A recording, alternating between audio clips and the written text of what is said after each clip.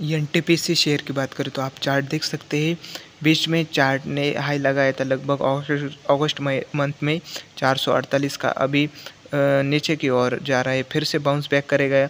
Long term का view रखे stock में। मार्केट कैप की बात करें तो 3,30,772 करोड़ का है। स्टॉक पी की बात करें तो 13.8 है। आरओसी की बात करें तो 10.8% का है। वही बुक वैल्यू की बात करें तो 190, आरओई की बात करें तो 13.6% का। स्टॉक ने हाई लगाया था 448, लो लगाया था 293 का। डिविडेंड देता है 2.5% से आसपास। और फेस वैल्यू की बात करें तो लगभग, और इसलिए मैं कहता हूँ इसमें लॉन्ग टर्म का व्यू रखे। पावर जनरेशन और पावर यूटिलिटी में ये काम करता है, मतलब लोगों को डिस्ट्रीब्यूट करता है, और जिसकी वजह से ये अपने इंडस्ट्री का नंबर 1 प्लेयर है।